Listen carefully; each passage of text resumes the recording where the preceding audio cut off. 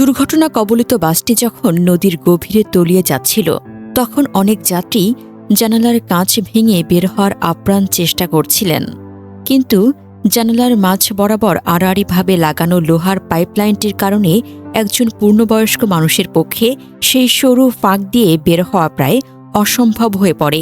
উদ্ধার কাজে অংশ নেওয়া স্থানীয়রা জানান, জানালার রড না থাকলে নিহতের সংখ্যা অর্ধেকেরও কম হতে পারত। এ বিষয়ে লেখক ও ধর্মীয় আলোচক মুফতি নাজমুল ইসলাম কাশিমি নিজের ভেরিফাইড ফেসবুক অ্যাকাউন্টে লেখেন, হয়তো অনেকেই জানালা দিয়ে বের হওয়ার চেষ্টা করেছিলেন, কিন্তু এই পাইপটার জন্য পারেনি। জি, এটাই বাস্তবতা।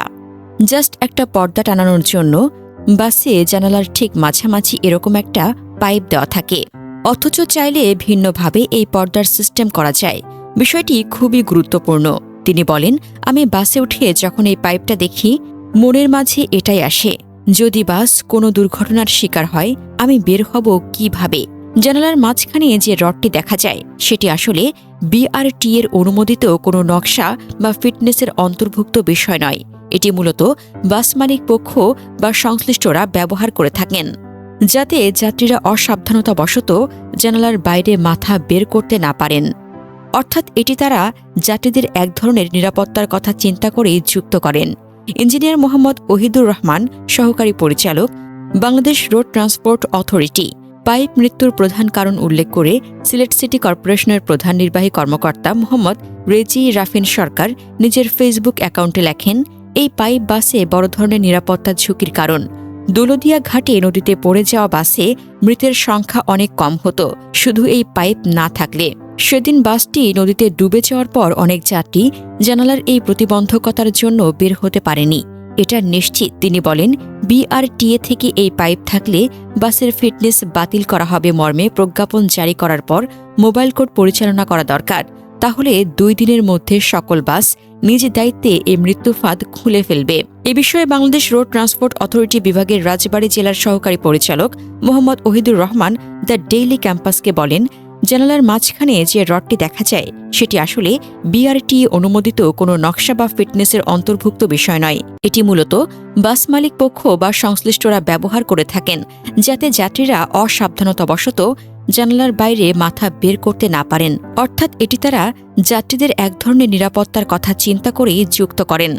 দুর্ঘটনার সময় এই রডের কারণে যাত্রীদের বের হতে বাধা সৃষ্টি হওয়ার বিষয়টি নিয়ে সামাজিক যোগাযোগ মাধ্যমে যে তথ্য ভাইরাল হয়েছে সে সম্পর্কে তিনি বলেন, সবসময় যে এমন অনাকাঙ্ক্ষিত ঘটনা ঘটে তা নয়।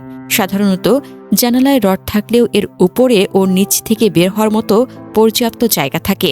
তবে বাসটি যেহেতু সরাসরি পানিতে পড়ে গিয়েছিল, সেই আতঙ্কিত মুহূর্তে যাত্রীদের পক্ষে স্বাভাবিকভাবে চিন্তা করা বা বের হওয়া কঠিন ছিল।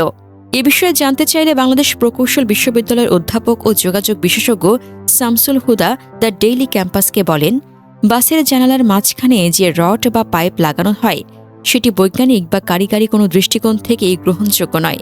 এটি মূলত বাসের ভেতরে পর্দা টানানোর জন্য কিংবা যাত্রীরা যাতে বাইরে হাত বা মাথা বের করতে না পারেন সেই যুক্তিতে লাগানো হয়। কিন্তু দুর্ঘটনার সময় এ রডটি একটি মৃত্যু ফাঁদ হিসেবে কাজ করে। তিনি বলেন, যে কোনো গণপরিবহনের নকশা এমন হওয়া উচিত যাতে জরুরি পরিস্থিতিতে আগুন লাগলে বা বাস পানিতে পড়ে গেলে যাত্রীরা দ্রুত বের হতে পারেন। জানালার মাঝখানে এই স্থায়ী প্রতিবন্ধকতা থাকার ফলে একজন পূর্ণবয়স্ক মানুষের পক্ষে জানালা দিয়ে বের হওয়া প্রায় অসম্ভব হয়ে পড়ে।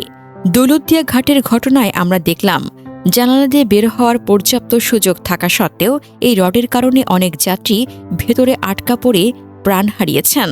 যোগাযোগ বিশেষজ্ঞ শামসুল হক বলেন, বিআরটি এর উচিত বাসের ফিটনেস পরীক্ষার সময় এই বিষয়টি কঠোরভাবে তদারকি করা। জানালার রডে এ জাতীয় কোনো অতিরিক্ত কাঠামো যা যাত্রীদের জরুরিভাবে বের হতে বাধাগ্রস্ত করে তা অপসারণ না করা পর্যন্ত কোনো বাসের ফিটনেস সার্টিফিকেট দেওয়া উচিত নয়। তিনি বলেন, একই সাথে পন্টুনের নিরাপত্তা ব্যবস্থা আরও উন্নত করা প্রয়োজন। আনগার্ডেড বা কম উচ্চতার গার্ড রেলিং এ ধরনের দুর্ঘটনার ঝুঁকি বাড়িয়ে দিচ্ছে। ভবিষ্যতে এমন রেয়ার ইভেন্ট ঠেকাতে হাইরাইজ গার্ড দেওয়ার এখনই সময়। পন্টুনের রেলিং যদি আরও 1-1.5 হাত উঁচুতে হতো তবে বাসটি আটকে যেত। তাই এই দিকে মনোযোগ বাড়ানো দরকার সরকারের। সৌহার্দ্য পরিবহনের কুমারখালী পৌর বাস টার্মিনালে অবস্থিত বাসটির কাউন্টার মাস্টার তন্ময় শেখ বলেন, দুপুরে বাসটি ৬ জন যাত্রী নিয়ে ছেড়ে যায়। এরপর খোকসা থেকে ৭ জন, মাঝপাড়ায় ৪ জন, পাংশায় ১৫ জন ওঠেন। ইঞ্জিন কভারেও ৪ জন যাত্রী ছিলেন। এছাড়া গোয়ালন্দ ঘাটে কয়েকজনের যাত্রী ওঠেন। চালক, সুপারভাইজার ও চালকের সহকারী সহ বাসে কমপক্ষে ৫০ জন ছিলেন।